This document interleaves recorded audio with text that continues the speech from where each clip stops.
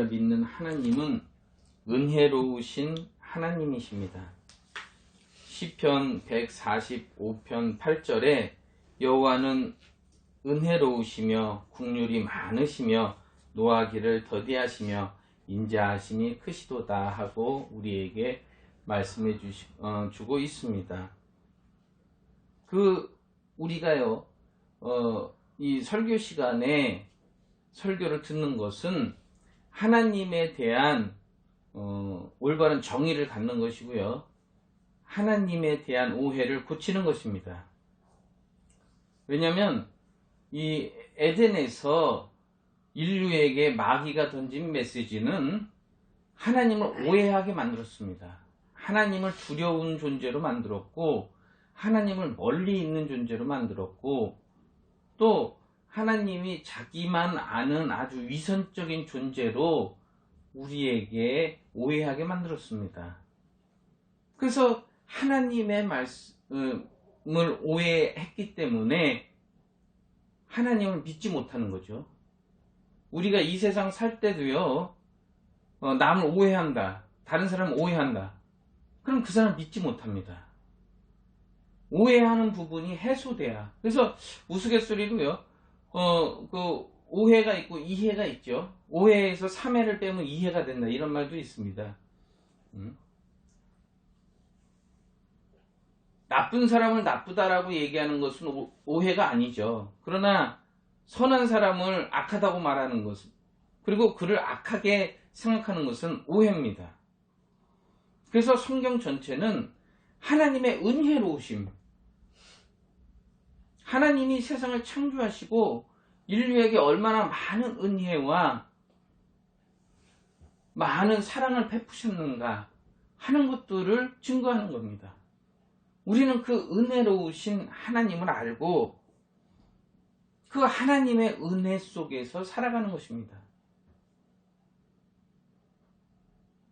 이 하나님의 은혜로우심을 오직 교회를 통해서 배우는 것이고 그 은혜를 우리가 받았기 때문에 다시 세상을 향해서 이 은혜를 나타내는 것입니다. 이게 교회가 하는 일이고 또 교회에서 해야 될 일입니다. 이 은혜, 오늘 이제 말씀드린 은혜와 은사가 있어요. 이 은혜는 하나님께서 모든 인류에게 베푸시는 것입니다. 모든 인류에게 하나님이 값없이 주시는 거예요. 그래서 세상을 창조하시고 물도 그냥 주셨죠. 값없이 주셨죠. 공기도 값없이 주셨죠. 땅도 값없이 주셨습니다. 은혜로 다 주신 거예요. 세상을 정복하고 다스릴 수 있는 힘도 그 권한도 하나님께서 우리 인류에게 무상으로 다 지급하신 겁니다. 그래서 우리 인류는 태어나면서부터 하나님으로부터 은혜를 받은 사람들입니다. 그 하나님은 모든 행위에 의로우시고 또 모든 행사에 은혜로우시다라고 시편 147편 17절에 시편 기자가 말씀합니다. 그가 하시는 모든 일이 의롭다, 옳다는 겁니다. 이게 기독교의 정의입니다. 하나님이 옳기 때문에 그를 따라 사는 것이고 하나님이 옳기 때문에 의로우시기 때문에 우리가 그 의를 배우는 것입니다. 그리고 그가 모든 행사에 은혜로우시다 이렇게 말씀하시죠. 그가 하시는 모든 것은 은혜로 다 우리 인류에게 베푸시는 것입니다. 그가 독생자 예수 그리스도를 세상에 보내신 것은 그의 은혜의 절정입니다. 그래서 요한복음에 예수를 보니 뭐라고 말합니까? 은혜 위에 은혜다 이렇게 말씀하시죠. 그러니까 하나님이 주신 모든 은혜 가운데 예수가 최고의 은혜요. 예수는 여기에 오셔서 더 큰 은혜를 우리에게 주십니다. 그래서 이제부터 이 은혜가 중요하죠. 예수께서 세상을 구원하셨습니다. 예수께서 내가 세상에 온 것은 세상을 심판하려 함이 아니다. 세상을 구원하려 함이다라고 요한복음 12장 47절에 말씀합니다. 그래서요, 내 말을 듣고 이것을 믿지 아니할지라도 나는 그를 심판하지 않는다. 심판할 리가 따로 있다. 나는 세상을 오로지 구원할 따름이다라고 예수께서 우리에게 구원을 말씀하십니다. 그러니까 이 구원은 모든 인류에게 허락하신 거예요. 예수를 믿지 않는 자들에게도 다 주시는 겁니다. 심지어 예수를 죽이고 모함하고 예수께 채찍을 가하고 그에게 침뱉음을 한 자들까지도 예수는 그들을 위해서 기도하셨죠. 아버지요, 저들은 저들의 죄를 알지 못합니다 하고 그들을 다 끌어안으시고 구원하십니다. 그에게 대적한 자들까지라도 인류, 사람에게만. 천사는 구원하지 않습니다. 타락한 천사 마귀는 구원하지 않죠. 그러나 인류, 예수 그리스도의 형상을 담고 그의 모양으로 만들어진 육체를 가진 사람은 예수께서 모든 인류, 예수 이전에 있었던 아담 이후로부터 영을 가진 모든 존재들, 그리고 그 이후로 태어날 모든 자들까지도 예수께서 다 구원하셨습니다. 이게 은혜예요. 우리는 하나님을 떠났어요. 이미 하나님을 떠나서 하나님 없이 살려고 한 자들에게 다시 예수께서 은혜를 주셔서 하나님 안으로 돌아올 수 있는 그 풍요한 삶을 살 수 있는 하나님의 능력을 충분히 우리가 경험하며 그것으로 기뻐할 수 있는 부족함이 없는 삶을 살 수 있도록 예수께서 은혜를 베풀어 주셨습니다. 그리고 그가 우리 모든 인류를 구원하시고요. 그 다음에 이 구원한 자들, 뭐라고 합니까? 요한복음 1장 12절에 영접하는 자, 곧 그 이름을 믿는 자들에게는 하나님의 자녀가 되는 권세를 주셨으니, 그랬죠? 그래서 그의 이름 안에 들어오는 자들은 그냥 구원만 하고 끝이 아니라 그의 자녀가 될 수 있는 그 자격을 부여하셨습니다. 그러니까 구원만 하고 끝나는 게 아니죠. 우리의 지위, 우리의 신분이 하나님의 자녀가 되는 그 영광에 이르는 길을 열어놓으셨습니다. 그래서 은혜 위에 은혜다라고 하는 그 요한의 고백을 우리는 아주 귀담아 들어야 됩니다. 그냥 은혜 위에 은혜다, 그냥 좋은 말이다 하는 것이 아니에요. 그리고 그 하나님의 자녀가 됐어요. 근데 모두가 하나님의 자녀인데 그 중에 또 뭐가 있어요? 상을 주시는 상 주심이 있다는 겁니다.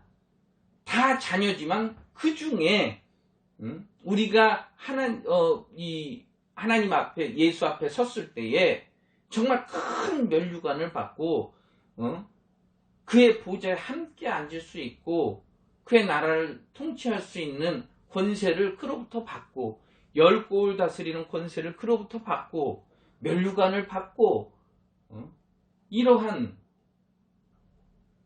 행한 대로 갚아주리라고 하는 약속을 주십니다. 그래서 이 모든 인류에게 구원을 주시고 그 믿는 자들, 구원은 모든 인류에게 주셨어요. 그 다음에는 무엇이냐? 그걸로 끝이 아니라 그들을 자녀 삼아 주셨어요. 그리고 자녀로 끝나는 것이 아니라 그들에게 정말 일한 대로 열심히 일하는 상을 주신다 하는 겁니다. 다른 걸로 행한 대로 갚으신다고 했으니까 다른 말로 얘기하면 뭡니까? 또 못한 사람에게는 그만큼의 징계도 허락이 됩니다. 그만큼의 징계도 허락이 되는 것입니다. 그리고 그뿐 아니라 우리 믿는 자들에게 성령을 보내주셨습니다. 그래서 이 성령으로 하나님을 더 깊이 알도록 예수께서 우리에게 큰 무한한 은혜를 주셨습니다. 성령은 하나님의 영이요 하나님 안에 계신 분이신데 그 하나님 안에 계신 분이 우리 가운데 오셔서 우리도 주와 같이 하나가 되는 그러한 영광스러운 존재로 만들어 주신 것입니다. 그래서 우리는 성령으로 말미암아 신앙생활을 하는 것이고, 이 성령 받은 자들을 성도다라고 성경은 말씀하고 있습니다. 그러니까 사도가 있고 성도가 있어요. 성경에 사도라는 말이 있고 성도라는 말이 있죠.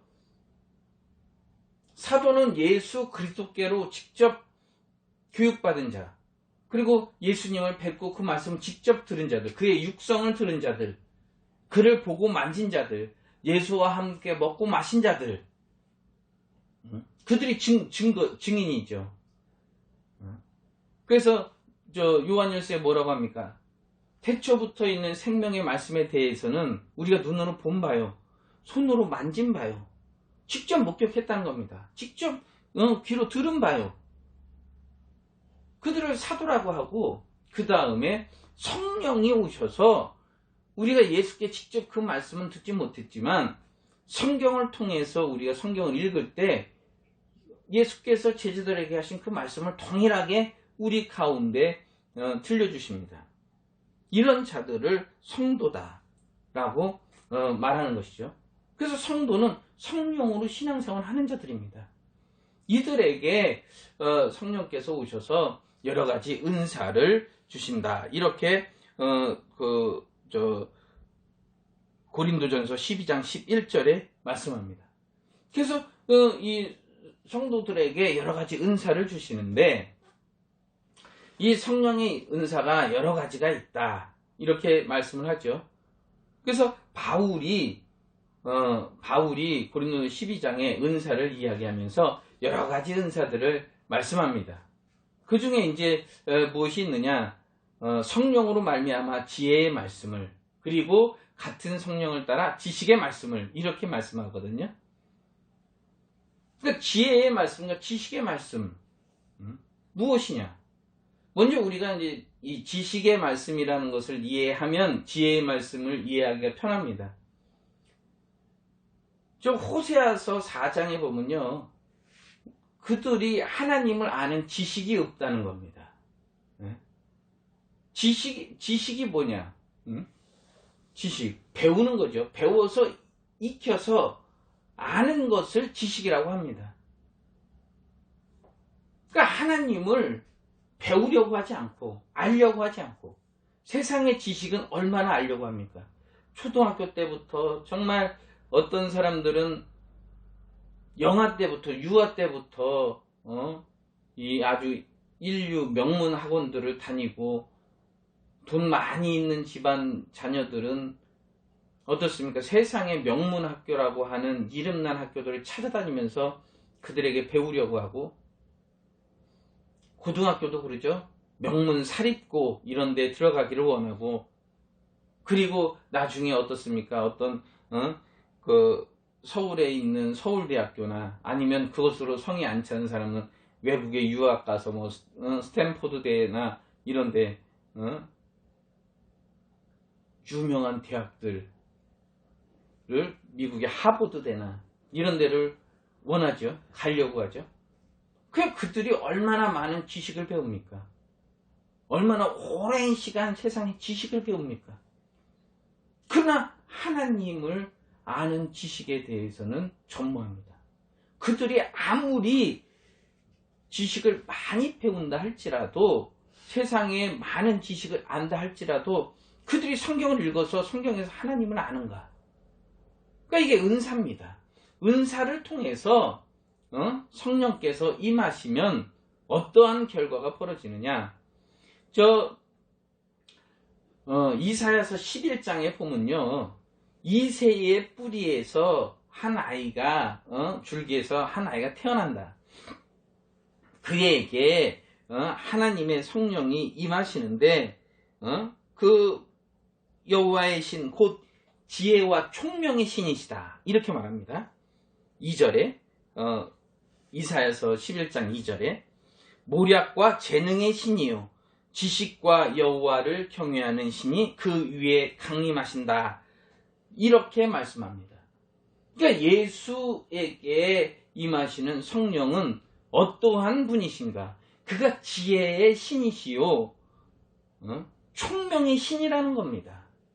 그리고 그가 모략과 재능을 가지신 신이요, 그리고 지식과 여호와를 경외하는 것을 가르치시는 신이시다. 그러니까 지혜와 지식은 어디서 오느냐? 이것은 성령으로부터 온다는 겁니다. 그래서 성경을 아무리 읽어도요, 깨닫지 못하는 거. 왜 깨닫지 못하느냐? 지식이 없어서 그래요. 하나님을 아는 지식이 없기 때문에 그럽니다. 그러나 인류대학을 안 나왔어도요, 성경을 읽다 보면 하나님이 어떠한 분인가 알게 됩니다. 이건 성령으로 말미암아 지식의 말씀이 있는 겁니다. 제가 설교유지를 매주 작성하는 것은요, 어떤 이 세상에 있는 어떤 신학자나 목회자나 이런 사람의 글을 베껴서 여러분들한테 말씀하는 것이 아닙니다. 목회자들 여러 가지 참고 자료들 이런 것들이 굉장히 비쌉니다. 그래서 인류 신학자들이 발견하고 말하는, 저도 이제 그들이 어떻게 말하는가 하는 거 참고는 합니다. 그러나 그것을 가지고 맹목적으로 달달달 외워서 앵무새 마냥 여러분에게 말씀하는 것은 아닙니다. 나는 성령으로 말미암아 지식의 말씀이 있어요. 그래서 이것이 무슨 말씀이다 하는 것을 여러분에게 아주 이렇게 강력하게 전해드릴 수 있는 것입니다. 그러니까 성경을 보면서 하나님이 어떠한 분이신가 지식적으로 안다는 겁니다. 마귀가 말한 것이 틀렸다, 하나님의 은혜가 어떠한 것이다 라고 하는 것을 성경을 통해서 알 수 있습니다. 지식의 말씀이라는 겁니다. 하나님을 아는 지식, 이성적인 판단. 이것이 없으니까 이 하나님에 대한 이성적인 지식이 없으니까 이 사람이 이렇게 얘기하면 그것이 맞다, 저 사람이 이렇게 말하면 저것이 맞다, 이렇게 갑니다. 하나님에 대한 이성적인 판단이 있다면 아무리 다른 데서 이야기할지라도 그것에 혼돈되지가 않습니다. 이게 지식의 말씀이거든요. 이 세상에서 자기의 지식이 있는 자, 과학계통의 어떤 자기의 박사의 명예가 있다. 그러면 자기가 박사의 명예가 있는 다른 사람이 얘기한다고 해서 그런가? 내가 박사가 틀렸나? 이렇게 생각하는 사람이 있습니까? 내가 틀렸대, 나 박사학위 취소해주세요 한 사람이 있습니까? 없어요. 근데 기독교인들은 자기가 믿는 하나님에 대해서 잘 몰라. 그러니까 이 사람이 얘기하면 이리로 가고, 저 신학자가 얘기하면 저쪽으로 가고, 또 여기서 능력 있다 그러면 또 글로 가고. 희한하죠? 왜 그렇습니까? 그들은 하나님이 어떠한가 하는 지식이 없기 때문에 그렇습니다. 그 다음에 뭐예요? 지혜의 말씀을 그러죠. 지혜의 말씀은 뭡니까? 우리가 신앙생활 할 때 여러 가지 많은 난관들이 부딪힙니다. 그럴 때 우리가 이것을 어떻게 해결하는가? 예를 들어서요, 우리가 세상에서 살아가면서 가장 지혜로운 사람 누구라고 얘기해요? 솔로몬이라고 얘기하죠. 이거는요, 교회 안 다니는 사람들 다 압니다. 솔로몬의 지혜. 그러죠? 그 어떤 창기 2명이 비슷한 시기에 애를 낳았어요. 애를 낳았는데 젖을 먹이려고 딱 보니까 어떤 한 A라고 하는 여자 자기 아이가 죽었어. 그래서 B라고 하는 여자를 딱 보니까 그 애기는 옆에서 잘 자고 있거든. 그래서 자기 애 죽은 A라고 하는 여인이 그 자기 죽은 아이를 B에다 갖다 놓고 B의 아이를 자기에 갖고 왔어. 그러니까 B라고 하는 여인이 눈을 딱 떠갖고 보니까 자기 애가 죽었거든. 그러니까 가만히 보니까 내 애가 아닌 것 같아. 그래갖고 이제 이것 때문에 소송이 붙었습니다. 이게 이제 아주 그 솔로몬의 대표적인, 솔로몬을 설명할 때 대표적인 솔로몬의 판결이죠. 그래서 왕한테 가서 그 얘기를 다 했습니다. 그랬더니 솔로몬이 뭐라 그럽니까? 이를 반으로 잘라라. 둘 다 서로 자기 거라 그러니까 잘라서 반반씩 갖게 해라. 그랬더니 가짜 엄마는 그렇게라도 해주세요. 그리고 진짜 엄마는 내가 거짓말을 했으니 애만은 살려주십시오. 이렇게 말하죠. 그러니까 솔로몬이 뭐라고 말합니까? 이 여인이, 아이의 목숨을 사랑하는 여인이 진짜 엄마다. 이게 지혜입니다. 그러니까 성경을 아무리 읽어도 지혜가 없는 사람이 있어요. 신앙생활 할 때 우리에게 부딪힌 난관이 있을 때 이것을 어떻게 할 것이냐. 성령께서 지혜의 말씀을 주시면 그 말씀이 떠올라서 우리의 삶이 타락하지 않도록 인도해 주십니다. 이것을요, 오해해서 지혜의 말씀, 그러니까 말씀을 막 유창하게 말하고 이런 게 아니에요. 그 말씀이 우리에게 떠오르고, 지혜의 말씀이 우리 가운데 있다는 겁니다. 그래서 그 성경 말씀이 계속 떠올라서 우리의 삶이 악하게 되지 않도록. 예수께서 기도하실 때 우리 다만 악에서 구하소서 그러죠? 우리 인류를 깬 자가 마귀입니다. 마귀는 예전에 하늘에서 최고의 지혜로운 천사였어요. 그를 어떻게 이기느냐? 성령의 은사로 지혜의 말씀이, 예수의 말씀이 우리 가운데 있는 겁니다. 지혜의 신이시요 총명의 신이 임하신 예수의 말씀이 우리 가운데 있어서 우리도 이 세상에 살아갈 때 그 말씀으로 이기는 겁니다. 그리고 사람들에게 그 말씀을 가르쳐주는 것입니다. 그래서 지혜의 말씀이 내 영혼 안에 있는가? 그 지혜의 신이 내 가운데 오시는데, 그러니까 세상의 지혜를 말하는 것이 아니라 하나님의 지혜죠. 하나님의 지혜를 갖고 있기 때문에, 하나님의 그 지혜로의 말씀이 있기 때문에, 그 하나님의 지혜의 말씀은 어떻습니까? 세상의 이치와 다르죠. 그러니까 세상은 떡으로 살아라라고 말하는데 예수는 뭐라고 말씀합니까? 사람이 떡으로만 사는 것이 아니다. 하나님의 말씀으로 나오는 그 모든 것으로, 그 모든 말씀으로 산다. 이게 지혜의 말씀입니다. 어떻게 우리가 마귀의 유혹을 이기는가?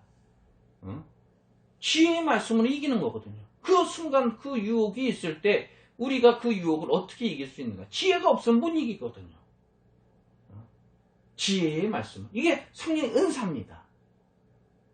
그냥 꼭 무슨 능력이 있어야 은사가 아니고 내 신앙생활, 그리고 우리 교회가 유익하기 위해서 은사를 우리에게 허락하시는 겁니다.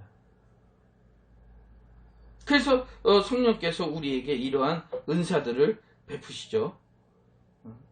그리고 같은 성령을 따라 믿음을, 그러죠? 믿음도 은사입니다. 얼마나 큰 믿음의 은사가 얼마나 좋습니까?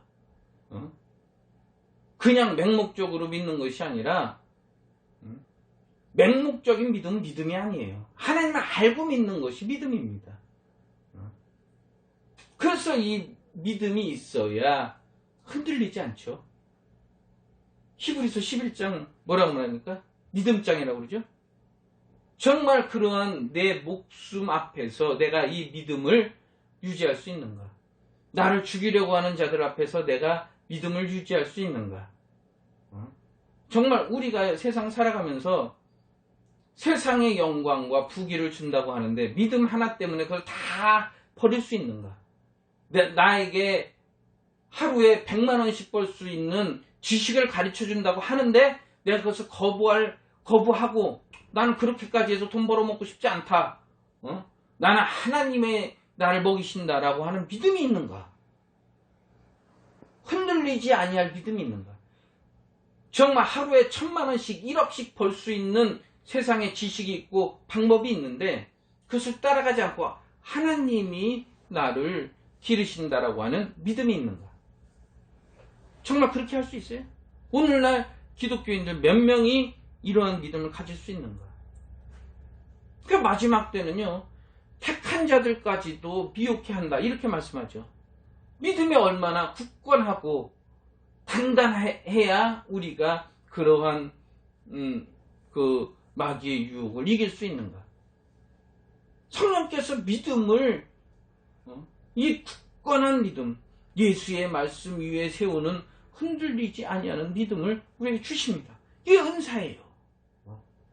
은사입니다. 그러니까 이 은사는요, 믿는 예수의 믿고 그의 자녀된 자들에게만 주시는 은혜입니다. 그러니까 은혜와 은사. 은혜는 세상, 처음에 제가 말씀드렸죠. 이 세상 모든 인류에게 주신 것이고, 은사는 예수를 믿는 하나님의 자녀들에게 또 주시는, 값없이 주시는 하나님의 선물입니다. 이게 다른 점입니다. 그래서 이것은 믿는 자들에게만 나타나. 믿지 않는 자들은 하나님의 성령이 어떠한 지식을 주시고 어떠한 능력을 주시는지 알지 못합니다. 이건 오직 하나님의 자녀들이 받는 은총이요, 혜택입니다. 그래서 그 믿음이 흔들리지 아니하도록 하시는 겁니다. 그리고 병 고칠 수 있는 은사. 근데 오늘날 눈으로 나타나는 은사, 이런 거는 뭐예요? 내가 병을 나섰다, 이런 것은 은사가 보여지잖아. 많은 사람들에게 알려지고. 그러나 내가 믿음이 있다, 지식의 말씀이 있다, 나 하나님의 말씀이 어떤 건지 안다, 그것보다 눈으로 직접 보여지는 이 신유라고 하는 은사. 그래서 많은 사람들이 이 신유의 은사에 대해서 혼돈하거든요. 이게 뭐 진짜 은사다, 병 고치는 게 뭐 진짜 은사다, 뭐 이렇게. 그래서 병 고치는 은사라는 말을 썼다고 해서 또 이것만 은사다, 이렇게 얘기하는 사람이 있어요. 그러니까 성경을요, 1절만 읽고 2절은 안 읽은 거야. 정말 한심합니다. 병 고치는 것도 은사입니다. 여러 병을. 그래서 세상에는 내과, 외과, 이비인후과, 뭐 산부인과 하는 가정의학과, 뭐 이런 전문의가 있죠. 하나님께서 주시는 병 고치는 은사는 그런 것이 없습니다. 그래서 안진뱅이도 일어나고 귀신도 물러가고, 내적인 거나 외적인 거나, 내과나 외과나 신경과나 상관없이 다 고칠 수 있어요. 그래서 병 고치는 은사, 신유라고 하죠. 여기서 제가 신유라고 표현했습니다. 이런 은사를 주시고, 능력 행함을 주신다는 겁니다. 여러 가지 막 능력들이 나타나죠. 그러니까 저 엘리야 같은 경우 어떻습니까? 막 불이 하늘에서 내려오죠. 이런 능력들 성령이 하시는 겁니다. 이런 여러 가지 능력들이 믿는 사람들에게 나타날 수 있어요. 그러나 이것은 은사 중에 하나, 10가지 은사 중에 하나, 100가지 은사 중에 하나라는 겁니다. 이게 그 사람 능력이 있다고 이런 이적들이 나타난다고 해서 그 사람의 말만 옳고 이적을 나타내지 않는 사람은 능력이 없냐? 아닙니다. 이게 은사, 그러니까 바울이 이야기하는 겁니다. 이 은사도 있고 병 고치는 은사도 있고 능력 행하는 것도 은사다. 그 다음에 예언함, 그러죠? 예언한다니까 어떤 사람은 사람의 미래를 점치는 거, 이거 예언을 말하는 거 아닙니다. 그렇게 착각한 사람이 있어요. 이거 아닙니다. 예언은요, 성경에 예언서라는 게 있죠. 예언서. 신약 성경에는 뭡니까? 요한계시록, 이 예언서입니다. 미래에 있을 일에 대한 하나님의 계시를 예언이라고 하는 겁니다. 사람 개개인의 운명을 점치는 것이 아니고 하나님께서 미래에 어떻게 하시겠다라고 하는 그것을 주시는 겁니다. 그러니까 어떻게 보면요, 설교도 하나의 예언에 포함되는 겁니다. 이 설교는 뭐예요? 성경의 근거에서 많은 사람들이 성경을 떠나지 못하도록, 더 구체적으로 말하면 예수의 말씀을 떠나지 못하도록 예수의 음성을 들려주도록, 너희 이 음성을 떠나면 어떻게 된다? 성경에 말한 것처럼 너희의 마지막이 불로 심판을 받는다 라고 하는 것을 예언하는 겁니다. 이것을 전하는 겁니다. 왜 예언이라고 하냐? 아직 이루어지지 않았거든. 아직 이루어지지 않았으니까 예언입니다. 예수께서 하신 그 예언을 그대로 나타내는 거예요. 그 예수께서 하신 거 말고 내가 다른 말을 이야기한다, 그건 예언이 아니에요. 그건 뭐예요? 그건 마귀의 음성이라 이래요. 성경에 있는 것을 말하는 것이 예언입니다.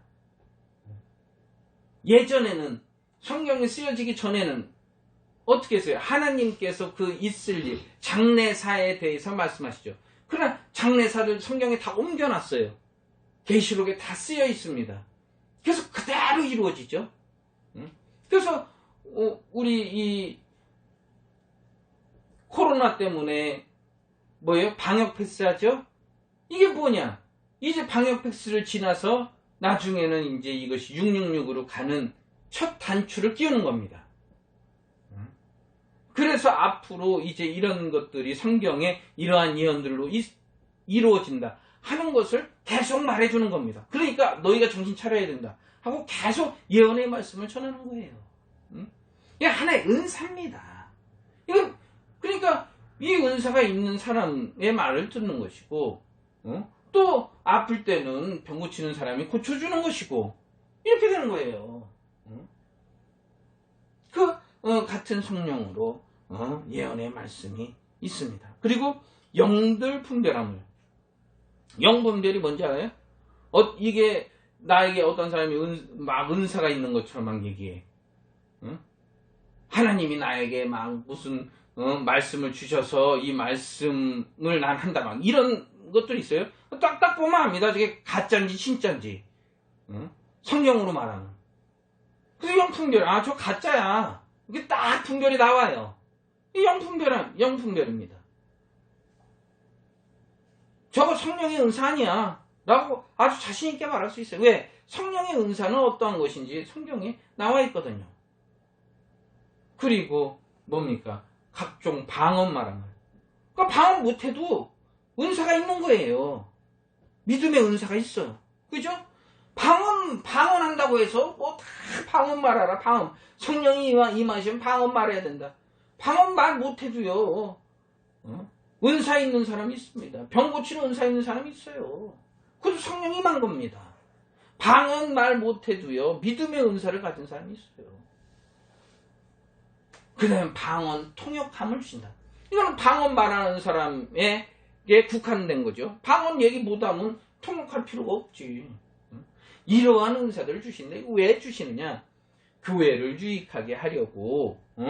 이 교회는 그리스도의 몸이다. 그 몸에 여러 가지 지체들이 있으니까 우리가 그 지체요, 그 교회에 예수의 몸을 유익하게 하려 합니다. 이렇게 말합니다. 그러면서 이 11장 하반절에 바울 선생이 뭐라고 말합니까?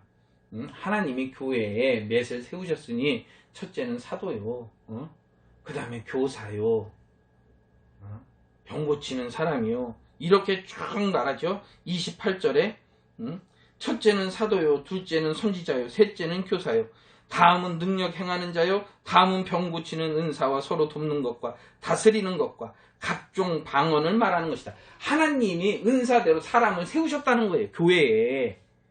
이게 직책입니다. 교회 안에 여러 가지 직책들이 있어요. 교회 안에. 오늘날에는 그것을 인정하지 않지만 원래 교회는 이런 곳입니다. 왜냐하면 교회는 예수께서 다스리시는 뭐라 그랬어요? 나라기 때문에 그 안에 여러 가지 기관들이 있고 그 안에 여러 가지 부족한 것들을 채울 수 있는 것들이 다 들어있는 것입니다. 그러니까 보세요. 이 앞에 말한 은사가 뒤에는 여러 가지 직분으로 바로 연결이 되거든요. 그래서 사도도 있고 선지자도 있고 방언 말하는 사람도 있고 이게 다 앞에서 말한 그 은사와 직분이 연결되어 있습니다. 그 연결된 그 직분은 왜 그런다? 성도를 유익하게 하기 위해서, 교회를 유익하게 하기 위해서 세운다. 그러면서 뭐라 그래요? 다 목사겠느냐? 다 능력 행하겠느냐? 다 예언하겠느냐? 다 영들 분별하겠느냐? 다 손이면 발은 어디 있고, 다 발이면 냄새는 뭘로 맡고, 코가 잘났냐? 손이 잘났냐? 아니다.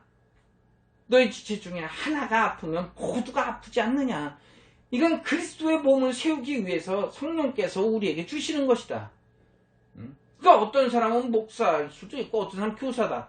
그 교사가 목사 밑에 아니고 목사가 교회 위에 군림하는 것 아니고 다 서로 상호작용에 의해서 가는 것이다. 그러나 그래서 이 은사들을 통해서 그리스도의 몸을 세우는 것이요, 결국은 예수의 영광을 돌리기 위해서 이 은사를 주신다. 이렇게 말합니다. 그러면서 바울이 뭐라 그러죠? 그러나 이 모든 은사가 있을지라도 내가 너에게 더 큰 은사를 이야기하리라. 이렇게 말하죠. 그러면서 13장에 아예 사랑에 대해서 말합니다. 너희가 천사의 말을 할지라도 사랑이 없으면 울리는 꽹과리와 같고 아무것도 아니다. 아무리 큰 능력을 행한다, 네 목숨을 내준다, 위대함을 행한다 할지라도 네가 사랑이 없으면 아무것도 아니다. 그러니까 영심에서도 할 수 있다는 거예요. 내가 저 사람을 사랑하지 않아도 내가 나를 나타내는 영심에서도 얼마든지 그런 거 할 수 있다. 저 사람 사랑하지 않고도 네가 사랑이 없으면 네가 하는 모든 은사들, 병 고치는 것, 방언 말하는 것, 예언하는 것, 설교하는 것, 지식의 말씀, 아무리 하나님을 많이 알아도 영혼을 사랑하지 않으면 아무 소용도 없다. 너에게 아무런 유익이 없다. 이렇게 말합니다. 그래서 사랑하게, 사랑 뭐예요? 율법의 완성이다. 이렇게 말하죠. 예수께서 새 계명을 너에게 주니 너희 서로 사랑하라. 이렇게 말하죠. 이 모든 은사의 가장 큰 은사는 무엇이냐? 사랑이라는 겁니다. 그 사랑도 은사예요. 나는 아무 은사가 없어요. 남을 사랑하면 그게 은사예요. 타인을 사랑하면 그것이 은사입니다. 이것이 정말 이 은사. 그러니까 바울이 뭐라고 말합니까? 더 큰 은사를 삼아라. 이렇게 말하죠. 맨 마지막에 더 큰 은사를 너에게 알리리라. 이렇게 말합니다. 왜 더 큰 은사라고 말하느냐? 이 능력 행함, 병 고침, 방언 말함, 이것을 해도 사랑이 없으면, 그러니까 사랑 안에 이게 다 포함되는 것이지, 이것만 가지고 있다고 하나님이 그 사람을 쓰는 것이요, 그 사람은 위대한 사람이 이거 아니라는 겁니다. 이러한 능력들을 행할지라도 그에게 사랑이 없으면 아무것도 아니요, 아무 유익도 없다. 이렇게 강조합니다. 그러니까 사랑이라고 하는 것이 가장 큰 은사요, 하나님이 우리에게 주신 은혜의 절정입니다. 사랑하기 때문에 예수를 주셨고, 우리를 사랑하기 때문에 성령을 주시고, 우리를 사랑하시기 때문에 은사를 주시는 겁니다. 그러니까 우리가 이게 받았으면 뭐예요? 우리가 그렇게 행하라는 겁니다. 사랑이라는 것은 그렇게 행한다는 거거든요. 우리가 믿지 않는 사람이라 할지라도 그렇게 예수님이 세상에 사셨듯이 그렇게 믿지 않는 사람을 대하는 것입니다. 성도를 대하는 겁니다. 그러니까 교회 안에서도 뭐라고 말합니까? 서로 사랑과 선행을 격려하라. 더 잘한다. 사랑을 격려하고 선행을 격려하고 더 잘한다. 더 나타내라 하고 격려해서 서로를 돌아봐서 정말 그들 중에, 우리 교인들 중에 힘든 사람이 없는가? 우리 주변에 있는 사람들 중에 정말 침륜에 빠져서 믿음이 위태위태하게 하려는 자들이 없는가 살피라는 겁니다. 그래서 사랑으로 그를 대하고, 너도 남을 사랑할 수 있지 않느냐? 예수께 사랑을 받으니 너도 사랑을 행하라라고 그들에게 정말 격려하고 위로해 주라는 것입니다. 당신이 가장 위대한 예수의 사랑을 은사로 받은 자라는 것을 알려주라는 것입니다. 그에게 그러한 큰 은사가 있는데 왜 그 은사를 소멸하느냐? 사랑을 나타내라. 너가 정말 하나님께 큰 사랑을 받은 자요, 당신은 그 사랑을 나타낼 수 있는 그 은사를 받은 자니, 저런 거, 병 고치는 거, 신유, 귀신 쫓는 거, 예언 말하는 거, 이런 거, 그런 거에 집착하지 말고 당신이 하나님의 사랑을 나타내시오 라고 그를 격려하라는 것입니다. 그를 위로하라는 것입니다. 이 위대한 사랑. 그리고 우리도 정말 이 사랑을 나타낼 수 있도록 사랑의 은사를 사모하시는 우리 예수님의 교회 성도들 되시길 예수 이름으로 축원합니다. 이 시간 기도하겠습니다. 거룩하신